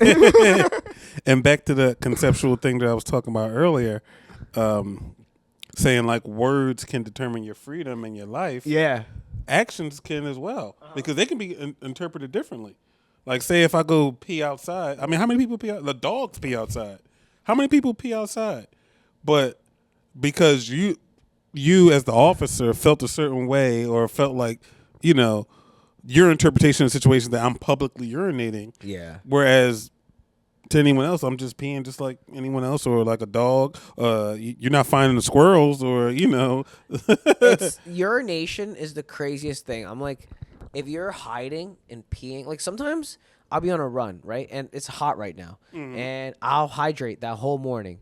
And I'm like, Leo, brother, let's go for a run. And I avoid taking pre-workout right now because it makes me pee more. And if I go on like an hour run, I'm like, I'll start cutting back through the city. I'm like, where am I supposed to pee? Yeah. And I know this one homeless person spot around Rittenhouse, and it's really great, and I've only used it twice. But dude, I mean, it's all they've really got a good. They dialed. He got a nice little spot. I saw one or two homeless guys do it one time when I was walking with my ex-girlfriend. I was like, "What is he doing back there?" And I was like, "Oh." Yeah, he's probably doing a little bit more than peeing. Whatever he's doing, it doesn't matter. I used it for peeing. He uses it for shooting up heroin. It is what it is. Oh man. Yo, let me ask you this: you're getting old. Are you playing golf? Nah, I need to though. Yeah, I just bought some sticks. I need to because from what I'm hearing, it's like a cultural thing. Yeah, And, you know, if Trump becomes president and as colored people, we should all be playing golf now. Yeah, and I heard a lot of Yeah. business deals get made Yeah. done on the green too. On the green and in the strip club. Yeah. So You know what I mean, brother? That's what I like to hear. All right, so this is what I really want to talk to you about. You did Chocolate Sunday, man. That's beautiful. That's like a show at the Laugh Factory where they fucking celebrate chocolate voices. And I can't wait to get on that show because I am made of fucking chocolate, dude. Yeah, man. What was the experience like? Is that your first time doing a show out there, or have you been out there before? I did a couple shows out there. That was my first time doing. So I did Chocolate Sundays before, but I did it during COVID, which was kind of stupid. Was it on Zoom? Yeah, like that was the dumbest, weirdest experience ever. I wouldn't even tell people that. You sit there like this. You're like waiting for people to laugh. You're like, and especially like if it's a lag, you're like waiting for a laugh. Like, I think I heard one. Let me go into the next joke.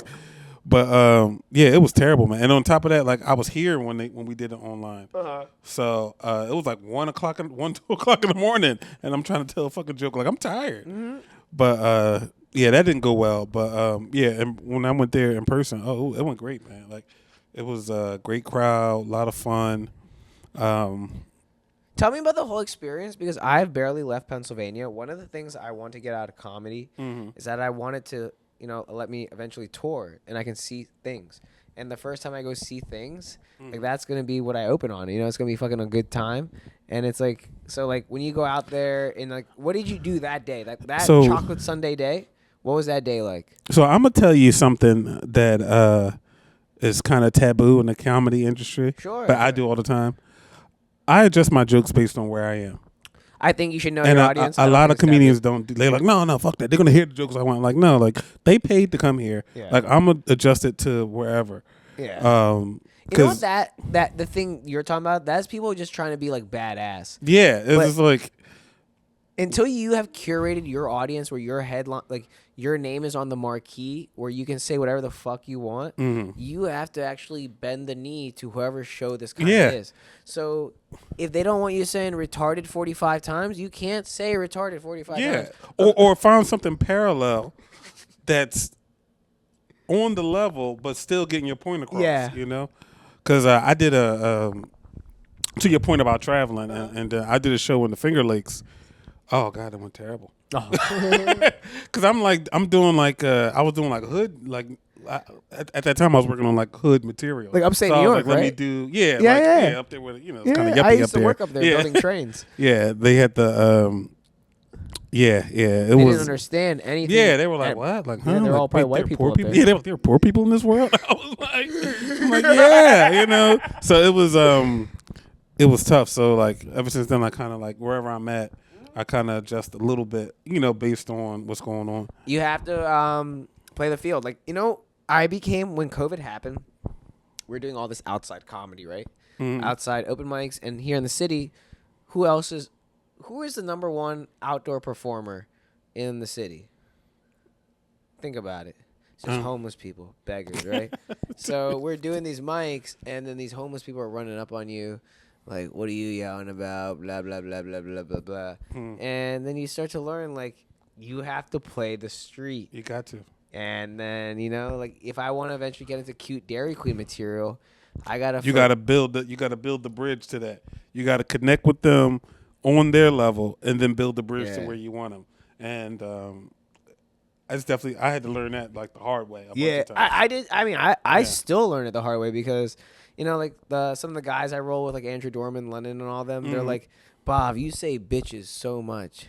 And I'm like, I don't mean it. Like, I'm not calling nobody a bitch. Like, you're a bitch. That's just your word. That's just, it's like my N-word. Yeah. You know, I just be like, hey, bitches. You know, like, and I'm like, you know, like a man that's kissed me before. I'm allowed to say it. You know, I've been taken advantage of. He had a beard. It was like, what the hell? Shave that thing if you're going to kiss a little Indian boy. You know, it was at Voyeur. I got tricked. We don't have enough time. Yeah, I'm about to say, yeah. That sounds like a story to. So how much time did you do there? I did 5 minutes. 5 minutes. Yeah, Hell yeah! And 5. what was the vibe like? Like what kind of material did you do? So to my point about knowing the crowd and kind of playing to the crowd. Yeah. Like, of course, every comedian has, the black material, the white material, and stuff like that. So whenever you do a black crowd, you gotta hit them. You gotta hit them up. So the way I build my jokes is like kind of like a bell curve almost. Okay. It's like I'm gonna hit you here, and I'm gonna build you up, and then I'm gonna hit you again at the end. I like that. So with white crowds, the hit at the beginning doesn't have to be as hard, but the hit at the end has to be hard. So they're like, oh no, and then they do. It's kind of like a double laugh. They're like, oh, then they laugh like, oh, like I get what the fuck he was talking about. But with black crowds, you got to hit them all three, and all three got to be hard hits. But it doesn't have to be. They don't have to necessarily connect. They got to be 3 hard hits. Yeah, black people are so needy sometimes. Yeah, like because when I came on, I didn't do material for like the first 2 minutes. I'm just talking shit about what's going on. Yeah. I'm like, oh, boom, boom, boom, boom, and they was like, they were feeling it, and luckily, like as far as the scene, I had like a big assist because it was a interracial relationship right in front. Yeah. And the guy before me was saying something about that, so I just piggyback right off that. I was like, oh damn, I was telling him a story about what I do with my wife sometimes. Yeah. Because I was like, I send my wife in the store sometimes, by herself. And I just come in and grab her ass real rough. And everybody's like, look at this black man. He's out of control. And I'm like, no, like this is my wife. Yeah, dude. So it's You know what you should really do now? You should come into the store and come on her leg. That was, I know that guy.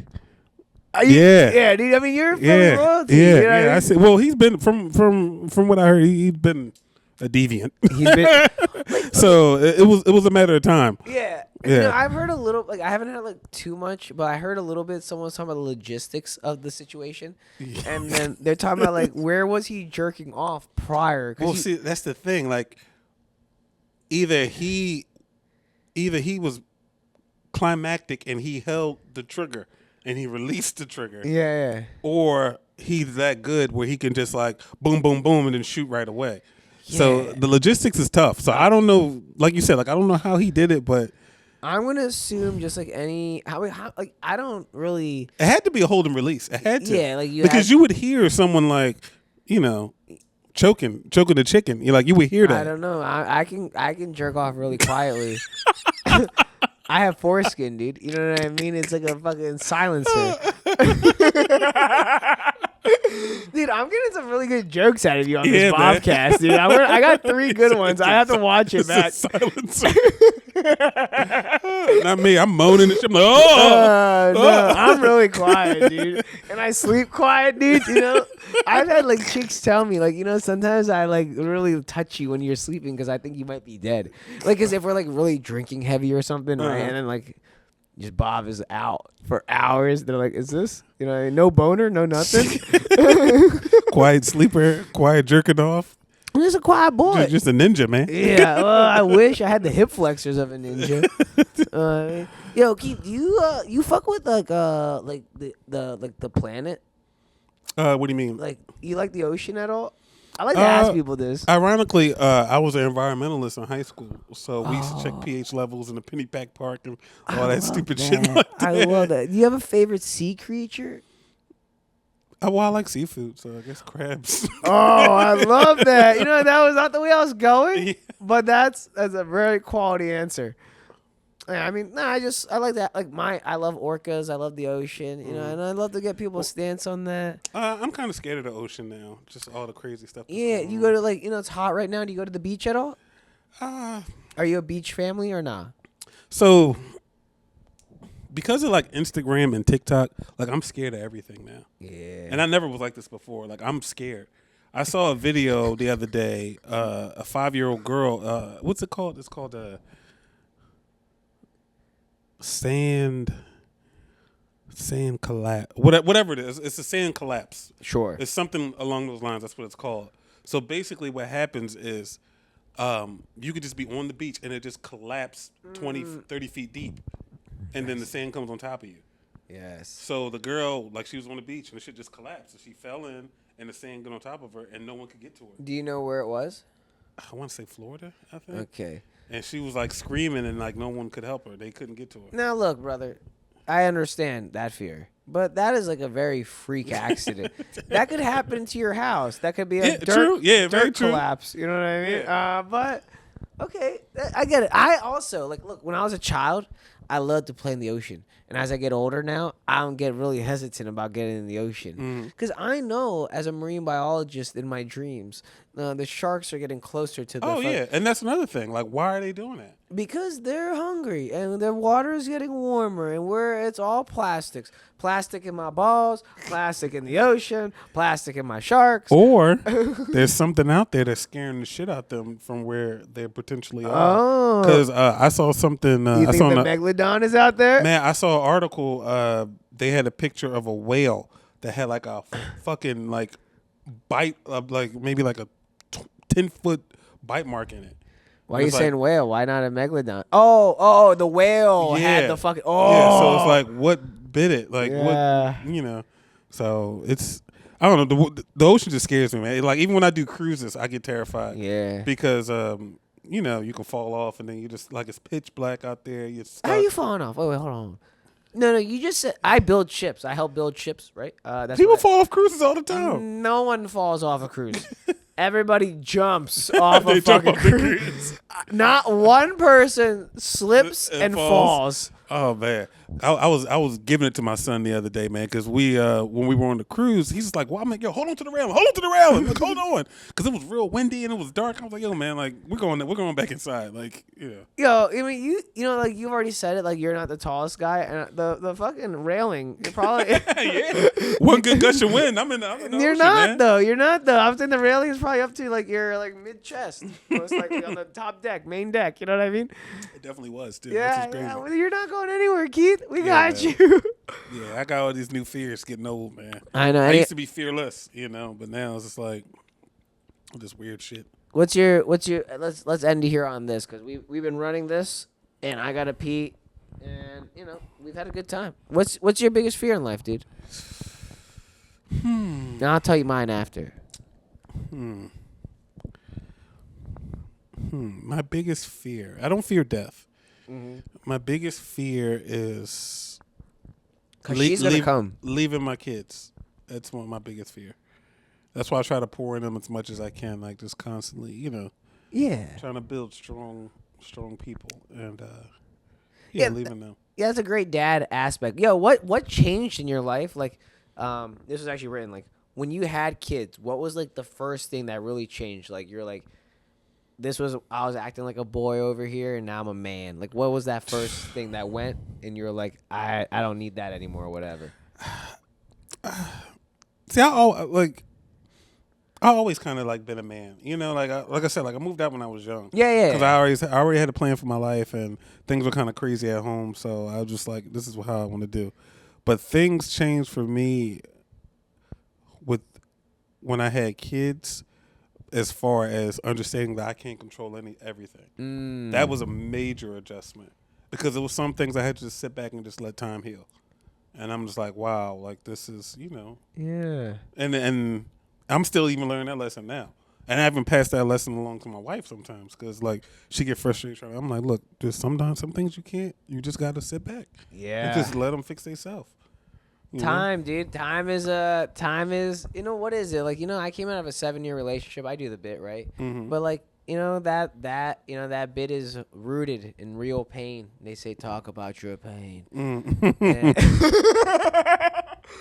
And like, yeah, dude, it's like, eventually, what is it? I think it is, like, you put so much time into it. What is it that you forget?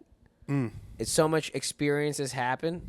And what is it? If you want to, if you want to shrink the time in between a traumatic event, do you want to experience more experiences in a small amount of time? Or is eventually that traumatic event will catch up with you over here? You know what I mean? That's interesting. Yeah, because like time over attention, right? That's like you can apply that to so many things.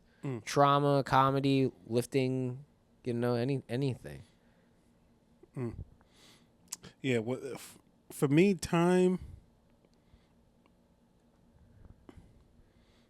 For me, time is.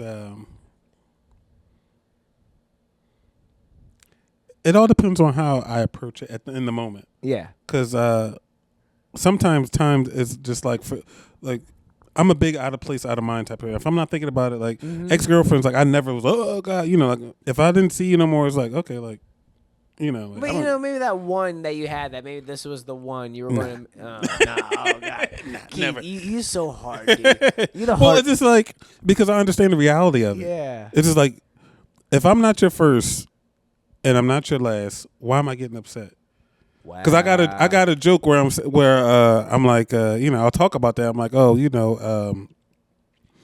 people get upset over their exes, but it's just like what's the girl that you were in love with in high school doing right now? She's sucking someone else's dick right now, and it's like you're not upset over it because it's just like that was high school, but at that time you were ready to jump off a bridge. Wow. So it's just like. I don't feel those feelings, so I'm just like, oh, okay. Like I understand the totality of it. Okay, I have to ask you this now because now I'm asking for real life advice. You say you don't feel those feelings, but there's moments. Like, yeah, dude, I'm hard too. You know what I mean? Like I have these immigrant parents. They're very solid. I'm solid. I've worked very hard my whole life. I put this whole production together. I've sacrificed. While having abs and eating cookies, and it's like. You have these moments of like you're like stoned. It's 1 a.m. and you're watching something sad, and you're like, yeah, okay. You know what? With a lot, okay, I don't cry during movies at all. I'm not like a crier, but there was that movie on HBO, fucking that wrestling movie, dude. Have you seen it? No, I've heard of it though. Were you a wrestling guy though? Nah. Okay, I was like so huge into it as a child, so like I really felt it, and dude. One tear, dude. I just remember, like, I was like, oh. I was like a Neanderthal here. I was like, oh. And I was like, oh. Man. Oh, no. There's nothing wrong with crying. I cry all the time. Yeah, but you have a family. You have kids. I can't be crying. I have abs. What are you talking about? Yeah, right? Yeah, man. It's nothing wrong with crying. I don't know, man. When I was little, you're real toxic shit, dude. When I was little, if I cried, my dad would be like, in Gujarat, even my mom sometimes would be like, Chani mani tu kam rare che chokri jevi, which means like, you little bitch, why are you crying like a girl? I thought he was going to be like something, I'm like, whoa, like this is really no, like okay, maybe Chani mani doesn't mean like little bitch, but it just means like little, like maybe brat or something. Yeah, well, you crying like a yeah, why are you crying like a little girl? You know what I mean? Damn. So. Those seeds resonate. And yeah, you're an older gentleman. You grew up probably in a toxic place too sometimes. Yeah.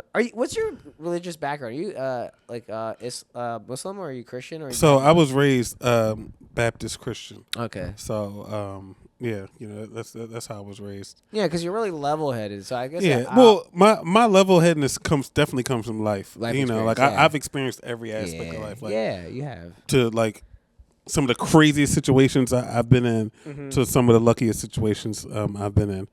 And what's always helped me is just having like a bigger understanding of everything.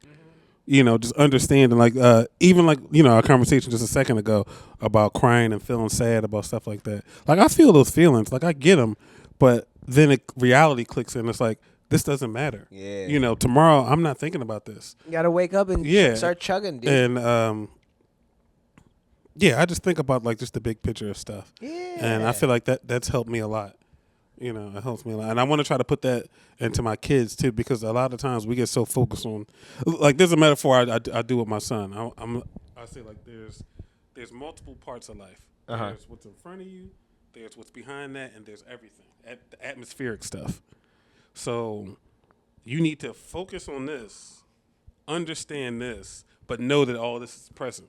Wow. I love that. And when you do that, your mindset changes because things that you're so, oh, damn, like, oh, I didn't get that audition, but like, I'm alive and I'm healthy.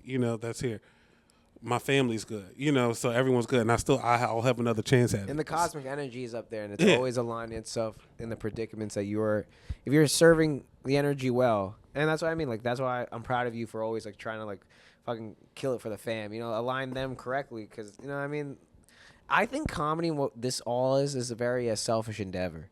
I think this is very, going up there, talking some shit, swagger. Well, it all depends on how you treat it. Because it may feel that way, But it's actually maybe the opposite. Yeah, no, don't get me wrong. Laughter's important, blah blah blah, and all that shit. Mm-hmm. But like, at the end of the day, some of the fucking value we get out of it is like it feeds like such a thing that the average Joe would never even look for. And if it came across them, it will corrupt them. And we're looking for it like it would corrupt them. It would corrupt them, and we're looking for it at the largest level, like at that fucking stadium, whatever. I mean, depending on what your dream is and all that shit. But it's like, I sometimes think about like that seed is like, it's just this, I'm like, and I get it, like the energy you put in, all the hard work, blah, blah, blah, all that joy you got, blah, blah, blah, blah. But dude, that thing you get. But if you get to the root of what you're doing, you're making someone laugh. Yes. And that is, because have you ever seen like a really, really good comedian like do their thing? Oh, yeah. This one guy, I think it was like when me and my wife first started dating. Because I used to, like, I love weekend trips. Like, I'm like, let's go to Baltimore, let's go to New York, let's go to Boston. You know, like for the weekend. Like that was my thing. So we went to Boston, and I just randomly bought some tickets to this show. It was like a small show, and this one comedian. I wish I knew this guy's name. This dude was so fucking funny to the point like I still laugh to this day about some of his jokes. Yeah, and it's like I was having a rough weekend. But like when that connection that we made, like it was like, damn, like this shit, like this made my day. Like this made me feel better, you know. No, so like we do get the selfish stuff out of it. Like we get the, you know, like we want to do it at the highest level. We want to, you know, get our names places, you know. But at the end of the day, in the smallest, in the micro setting of it all, we are providing joy to someone who, in all terms, needs it. I agree, and don't get me wrong. Like, I've done shows where like I've made like people laugh and they have had tears coming out, 1 or 2 tears. I'm not saying like, and I'm saying like like the occurrence is 1 or 2 times where I've crushed so hard. Maybe one person. I remember like I did a show in like the winery in like Lansdale, and like this lady was loving me so much. She was like smacking her boyfriend, and her boyfriend was hating me, and I was sitting up front, and I loved it, and I just kept making her laugh. At one point, I was doing 15 minutes. The last 5 was for her. You know what I mean? I was like, your bitch is going to love me forever. They probably broke up after that. Yeah, I didn't give a fuck, Keith. I was crushing. He driving home like, yeah, I ain't like the way you was laughing at his jokes. But I get what you're saying. I get what you're saying. But, you know, sometimes I also feel, I'm like someone, I guess, that lives on the pessimist side. Because, like, by, like, not getting your hopes up. You know what I mean? Like, you get your hopes up too much and you crush, whatever. But, you right. You right. That's why we sitting here with these fucking bandages over our ear. Yeah, right. Good fucking, entertainment value. You know, I get it. Yo, Keith, tell them where to find you, and then let's wrap this up, man. This camera right here, right? Yeah, yep, that's your baby. Keith 2X. That's Keith. Keith, the number 2X. Anywhere, just Google it. I'm there. You can follow the website. You can follow the show website. I host a bi-weekly comedy show at StangeLoves. Keith2x.com. Like I said, check us out. I definitely, I had a great time here. Thank you for having me. Thank you for coming through, brother. It was a good time. Definitely. Hopefully, I want to come back. Yeah, hopefully I didn't get too philosophical. Because, No, dude. I love, like, what you got going on. Like, okay, you gave me opportunity. That was, like, hell yeah. But, like, now that we're sitting here, like, I didn't know much about you. You know what I mean? I just knew Keith was this guy that ran this show. Every time I show up, you always show me good vibes. You know what I mean? Like, you've never been rude to me. And now I've learned, like, so much about your life, the way you think. I didn't know you grew up in, like, such a, an aggressive environment. You know what I mean? But you also made the best light of it. You know what I mean? Like, you're a good time, bro. And you're, like, you're a dad. You take care of everybody. That's, like, also a big aspect. And, you're what is it? EMT or the other one? EMS? I'm an EMT, and but I also have my degree in hospital administration. All right, so that's why I was doing research for a while too. Hell yeah! So that's even like a thing in STEM. My mom would respect that. You know what I mean? Like you do all the things that you need to be doing. So you're like a well-rounded human being. And I really enjoy. I fuck with well-rounded human beings because I'm a well-rounded human being, and I think that gets you farther in life than just being like, yeah, I got some bars, but then if you die of an overdose in 3 years, you didn't do us any service. Yeah, very true. Yeah, I mean, we gotta feel sad. Yeah, dude. Tell the people. Peace out. All right, peace out, guys. Deuces.